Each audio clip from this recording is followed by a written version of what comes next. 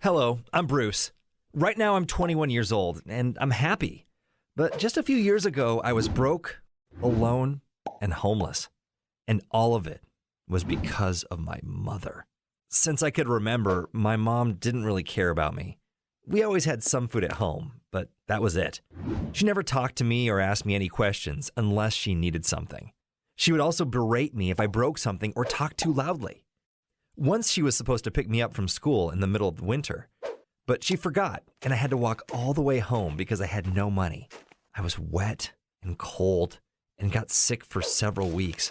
And she did buy me medicine, but then forced me to go to school because it was too big of a hassle for her if I stayed at home. It was confusing and painful to me when I was a kid, but I had gotten used to it by the time I got older. When I became a teenager, I was rarely at home. I was always hanging out with my friends, sometimes for the whole night because, well, nobody cared if I was at home or not. So I could do whatever I wanted as long as I didn't create any problems for my mom. I was bad at school, but I was doing barely enough so that my teachers wouldn't call her. I wasn't hanging out outside all the time because I wanted to. Pretty often, it was because I didn't feel like I had a home. My mom always had men in her life, and they would come and go every few years. So it felt like I was just the tenant in a house of two strangers. With my stepfathers, it was like they were literally strangers, but with my mom, just felt like it. Well, I was at least thankful to them for not messing with me and for leaving me alone. But this all changed when I was 17 and she started to date an ex-military man. And boy, was he strict. He had all these rules, like specific times I had to come home and that I suddenly had chores to do at home. He was constantly telling me how he would make a man out of me and how spoiled I was. I hated him, and I ignored his rules. One day, I came home pretty late, and he was waiting for me, red with anger. I didn't even get why. I mean, it wasn't even his house. Anyway, he started to lecture me on how I should obey his rules because he was the man of the house. He was so loud, my mother woke up. I rolled my eyes until he warned me that I would have to leave this house as soon as I turned 18. I couldn't believe it. I looked at my mother waiting for some kind of support, but she just went back to her room without saying anything. He got so angry at me that he made me run laps in the middle of the night around our house, shouting at me at the same time. Mom came out again, but all she did was ask us to be quieter because she wanted to sleep. Good thing that it was raining, because nobody could see my tears. The next few months, I was afraid of both being in the house and being out of it. It was just constant anxiety and anger. I finally turned 18 and was waiting every day to be kicked out. But my stepfather was feeling generous. Or to be more precise, my mother asked him to be a little softer. So the new deal was that if I wanted to stay longer, I had to pay for my room. I agreed because this was the only place I could afford right now. Any other room I tried to find would cost more. It was really hard to find a job.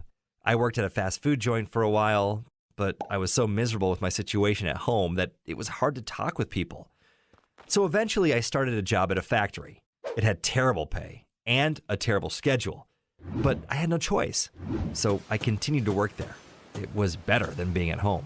Every night I returned from my work, my stepfather would continue to annoy me with his rules, and my mother would agree with him about how stupid and useless I was, only taking up space. I hated them with a passion, and would have cried myself to sleep every night, except I was too tired to feel anything. One day, I forgot my keys at home, and after I returned home from a 12-hour shift, I called my mother to open the door for me, but she said she was out and that I had to wait. I was waiting on our front porch for a few hours and eventually fell asleep, exhausted from work. I was woken up by them returning and being angry at me for sleeping on the front porch like I was homeless. They were miserable together and decided to get a dog because, yeah, they needed someone to care about. How ironic that they treated this poor small dog better than me. And by better, I mean that they screamed at it a little less often than they did at me. So anyway, one night when I was trying to fall asleep, my stepfather opened the door and was shouting at me for leaving dirty dishes in the sink. I ignored him until he left to walk with the dog. And that's when I decided that enough was enough. And I went to the kitchen and I smashed all those dirty plates that I couldn't clean because I was exhausted from work.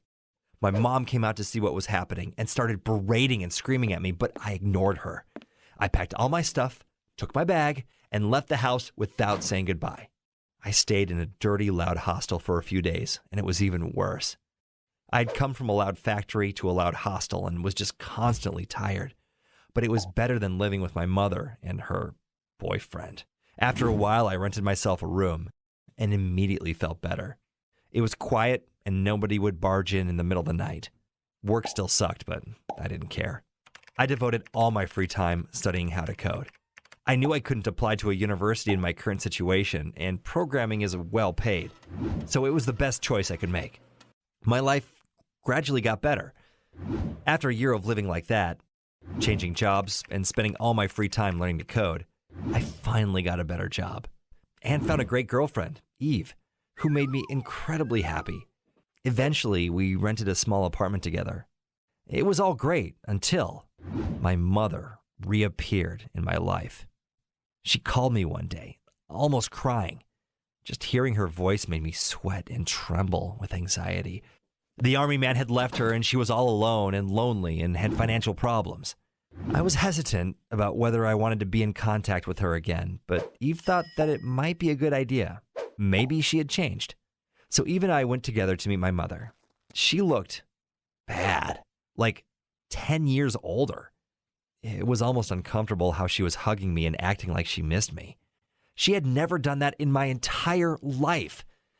I was silently sitting the whole evening while my mother was chatting with Eve, telling her funny stories from my childhood. They weren't funny to me. I felt physically sick being in this house. I also wondered where the dog was. Did the army man take it or something worse? Anyway, I felt sorry for it. But then I thought, maybe she really did change. Maybe being completely alone showed her how wrong she was. So I decided to give her a chance. I would talk with her on the phone once a week and would visit her once a month, and even started to help her with money for a little bit. And she did act like she was grateful. Once I went to see her alone, and she started to say insulting things about Eve, how she wasn't good enough for me, and that she was just using me, and that I should break up with her. And get this, my mother wanted me to move back in with her. I was surprised by this, because usually she was always very friendly to Eve. When I tried to defend Eve, my mother called me ungrateful and said that she didn't even want me to be born. It was incredibly painful to realize that she hadn't changed at all, and that I had just spent so much energy on her out of guilt and the belief that she wasn't a narcissistic, toxic person who neglected me my whole life. So I told my mom everything I thought about her. I was speaking loudly for about a half an hour, and then I was getting my things together, preparing to leave. At that moment, my mom ran to me and pretended to fall. She was laying on the floor and crying about everyone abandoning her. She looked like a little baby, but I felt absolutely nothing. After some time, she stood up and tried to hug me, but I stepped back. At this point, I left without showing any emotion or saying a word. I imagined how she would continue to sit all alone in this room, knowing that it was her fault, but never being a person who was big enough to say that she was sorry or just accept that it was her fault. I went back home to Eve, a person who loved me, and burst into tears, something I'd never done in my entire life. I opened up to her, something I also never really did in detail, and I just told her everything for hours while she sat there and supported me. The next day, she took me out for an amazing day. We went to the movies, looked at ducks in the park, saw our friends, and then she did something unexpected in the evening. She got on her knee and proposed to me.